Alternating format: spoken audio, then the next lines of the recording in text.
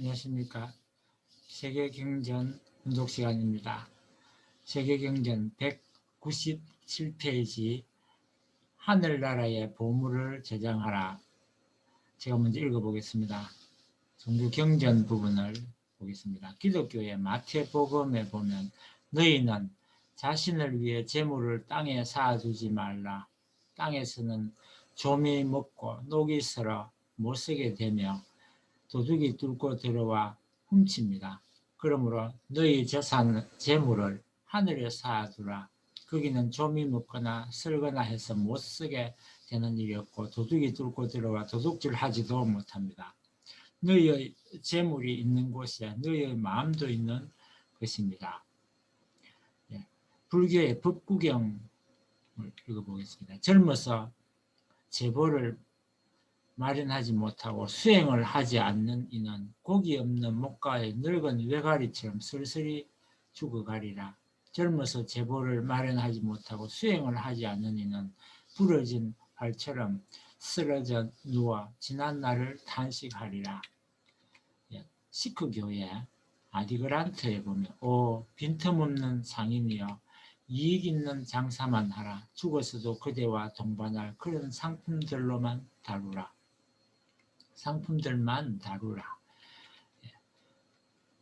그 다음에 이슬람의 꾸란 내용을 보도록 하겠습니다.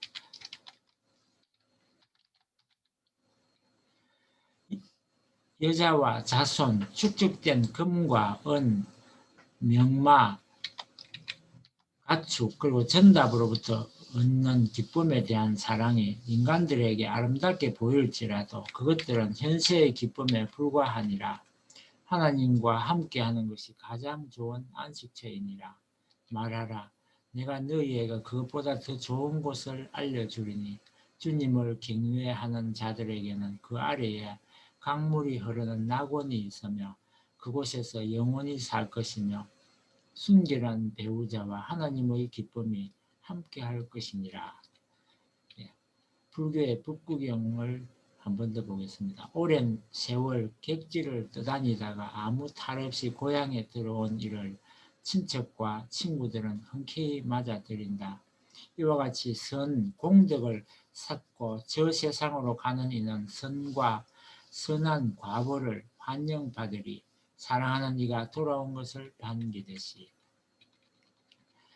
다음 힌두교의 만우법전을 보겠습니다. 죽은 육신은 나무 토막처럼 땅에 버려지고 친척들은 모두 고개를 돌리며 떠난다. 오직 영적 공덕만이 영혼을 따른다. 그러므로 죽은 후에도 그를 따르는 벗이 되도록 그로 하여금 항상 차근차근 공덕을 쌓게 하라. 벗으로서 공덕이 없다면 그는 건너기 어려운 고난을 통과해야 할 것이다. 그 벗은 자신의 의무를 다하고 고행을 통해 죄를 쓴 자를 빛나는 에테르체로 단장하여 저 세상으로 곧바로 데려간다. 다음은 누가복음 내용을 보겠습니다. 그리고 그들에게 비유를 하나 말씀하셨다.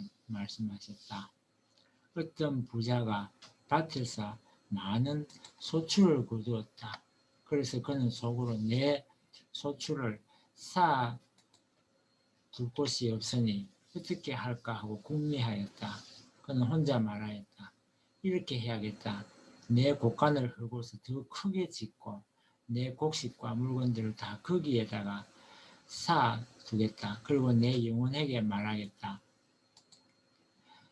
영혼아, 여러 해 동안 쓸 많은 물건을 쌓아 두었으니 너는 마음을 놓고 먹고 마시고 즐겨라. 그러나 하나님께서 그에게 말씀하셨다. 어리석은 사람아, 오늘 밤에 네 영혼을 너에게서 도로 찾을 것이다. 그러면 네가 장만한 것들이 누구의 것이 되겠느냐? 자기를 위해서는 재물을 쌓아두면서도 하나님께 인색한 사람은 바로 이와 같이 될 것이다. 다음은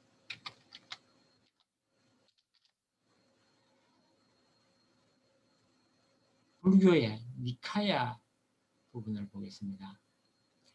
나는 세상에서 재물을 모아 부자가 된 사람들을 아는데 미혹에 사로잡혀 그들은 다른 이들에게 베풀 줄 모르네. 탐욕에서 부를 축적하며 다만 감각적 쾌락을 갈망할 뿐이라네. 상속자들은 그의 재물을 앗아가네. 그러나 그 존재는 업을 따라갈 뿐이다. 재물도 죽어가는 그를 따라가지 않고 자식이나 아내도 부나 왕국도 그를 따라가지 않네. 장수는 재물로 얻어지지 않으면 늙음도 재산으로 몰아낼 수 없네. 현자가 말하노니 인생은 더덥도다. 영원하지 않으며 변화무쌍하도다.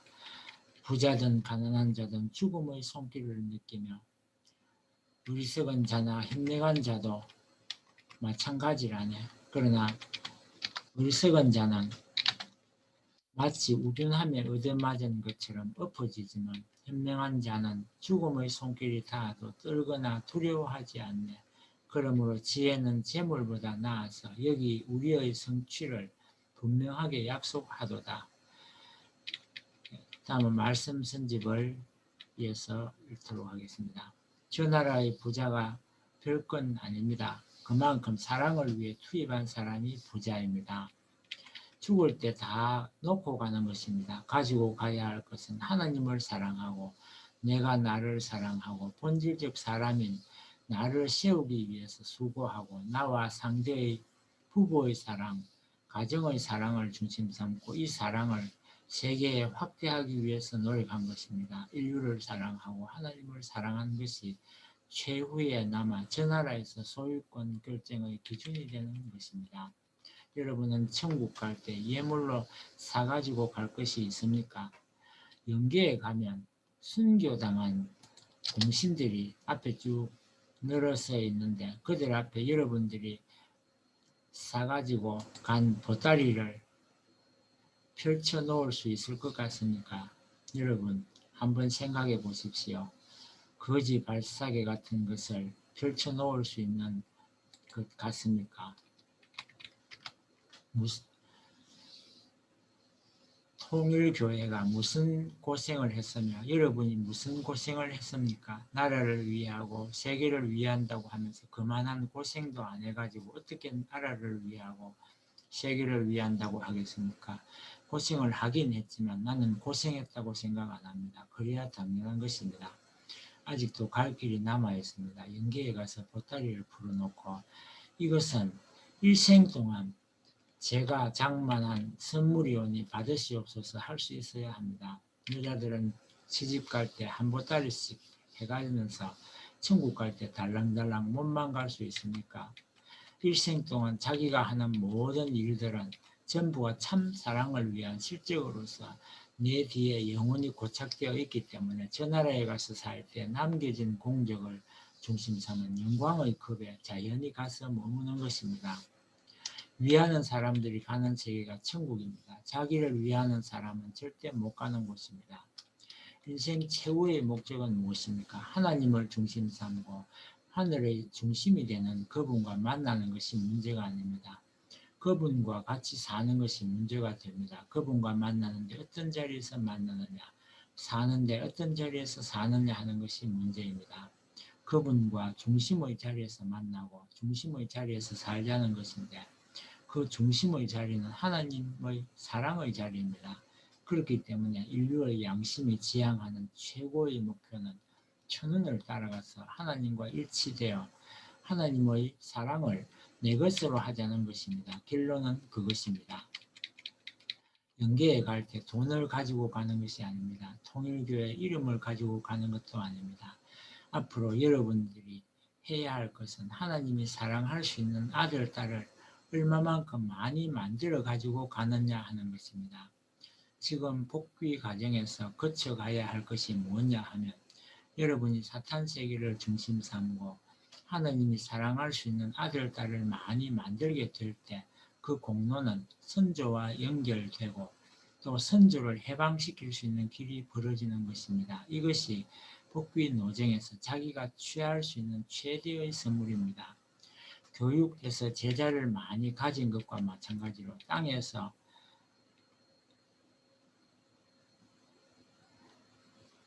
죽어가지고 저 나라에 가면 영계에서 풀 수 있는 상대적 관계가 돼 있는 만큼 방대한 활동 기반이 됩니다.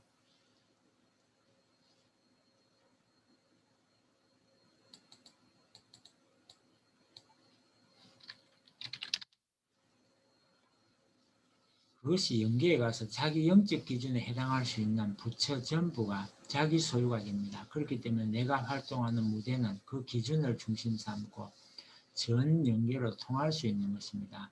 그것이 없게 되면 혼에 몰려서 활동하기 힘들다는 것입니다. 그러니 밤에 잠을 자고 세월 보내며 쉴 사이가 없습니다. 밥 먹고 살고 자기의 아들, 딸 먹여 키운 것은 저 나라에 가게 되면 대단한 게 아닙니다. 하늘나라의 백성을 찾아가야 하는 것입니다. 그것이 하늘나라에서는 자기 소유가 됩니다. 오늘은 여기까지 공독하고 마치겠습니다. 감사합니다.